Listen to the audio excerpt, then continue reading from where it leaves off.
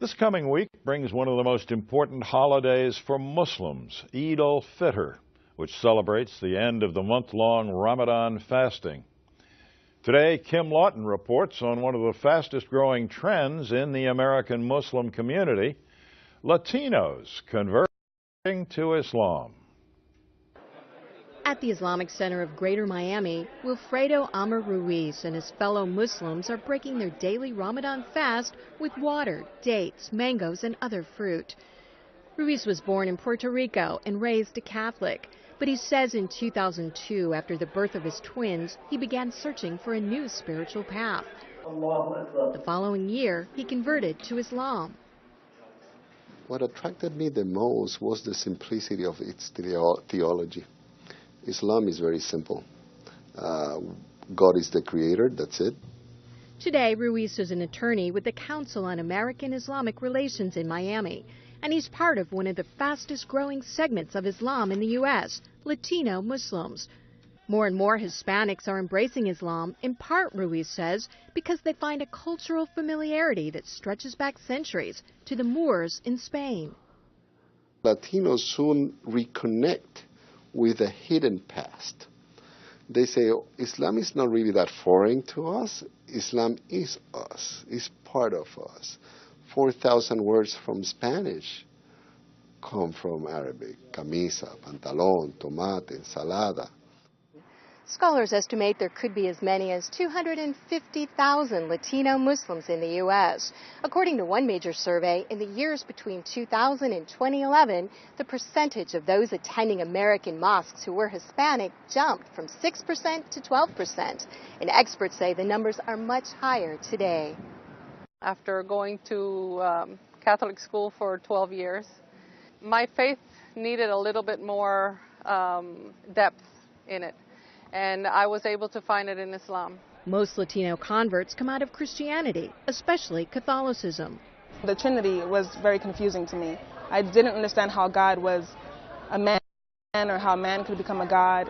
I just felt that the minute I put my head down to the ground, I felt like I was really talking to God. Ruiz says many Latinos like that in Islam there are no intermediaries with God, such as priests. You don't need of another human being really to fully practice Islam. Even if you're alone in an island, your religion will be complete if you're Muslim. Hispanic Muslim converts can face a host of challenges, not least of which is the reactions from family and friends. Ruiz's mother didn't speak to him for months. She was hurt, probably. Why? Because she was the one that moved us to be in a Catholic school, be raised as Catholic. She herself was such a devout Catholic that probably she felt like hurt. Look, I did everything for my son to be a Catholic, good Catholic boy, and now he turns to be a Muslim. Ruiz's wife, Edamar Capella, grew up in a Puerto Rican Presbyterian family. Her family has been more accepting. I joke with my mom, and I tell her that you raised me as a Muslim, you just didn't know it. Because a lot of the values, most of them, I learned at home. And for them, it was like my pathway. That's her pathway. Let her follow it. Some Latinos have difficulty adapting to Islamic standards, such as no pork products or alcohol. The Latino culture is a party without alcohol. What do you do I have people asking me, what do you do in a party if there's no alcohol? Capella has tried to make family recipes following Islamic rules. A lot of our recipes I had to work around and find a way of keep the taste, keep the flavors, but still I wanted them to taste Puerto Rican food, like Caribbean food, but without the pork. And it was a challenge, and I think I was pretty successful. A more serious challenge for Latino converts can be countering misperceptions about Muslims. I believe the challenge of adding another element of discrimination, like if we don't have enough, right? Ruiz says it can be a struggle trying to differentiate themselves from images of Islamic extremists often portrayed in the media.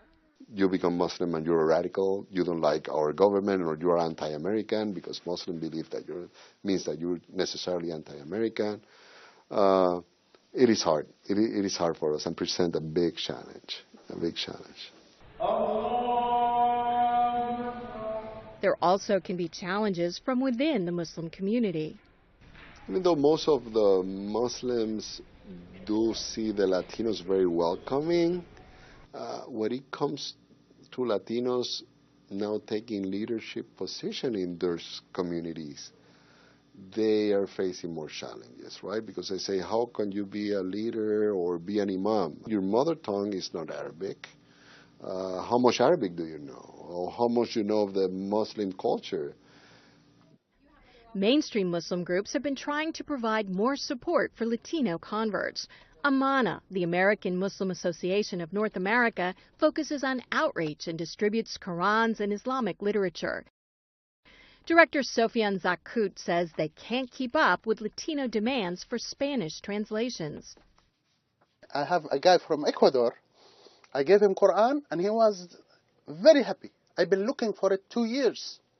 Another guy, Cuban, I gave him Quran. He started to dance in the street. Free Quran, because they hear about the Quran, but they never seen it. And it's not easy to find it, but we find it. We have it. On the wall of Amana's Miami office, Zakut keeps a sampling of conversion certificates with Latino names. Like Rodriguez, like Mercedes, Rosa. I want to put all the certificate, a copy of all certificates. We need all the rooms and all the walls to cover it because we really have a lot. At recent national conventions, the Islamic Circle of North America has been holding special sessions in Spanish for converts. Allah nos dice en el Quran. Many of them don't speak English, so it's very important for them to go to these conventions and acquire the knowledge, just as any other Muslim. Nahala Morales coordinates Hispanic outreach for ICNA's Why Islam project. She attends the North Hudson Islamic Center in New Jersey, where about 30% of the congregation is Latino.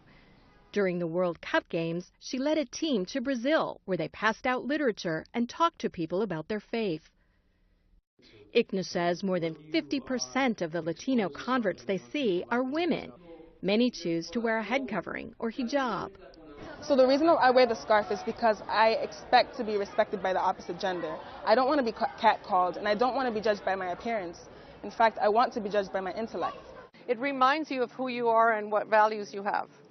And I don't see that as oppression. I see that as a favor to me to be able to do the right thing all the time.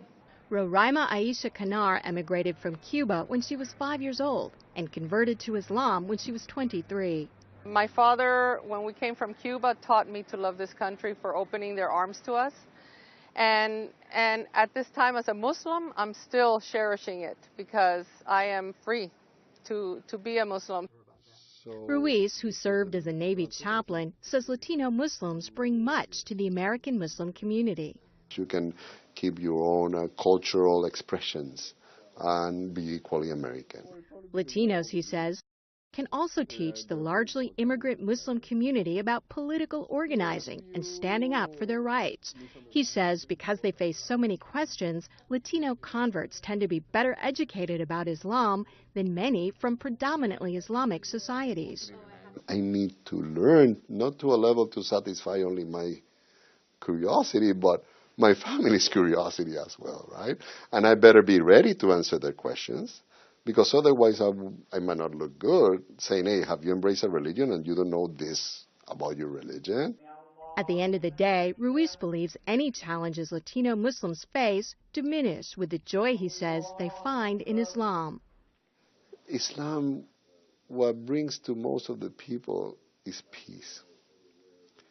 People feel at peace first with themselves, of who they are and the way they have chosen, and at peace knowing what is the purpose of life. And that's something they want to spread throughout the Hispanic world. I'm Kim Lawton in Miami.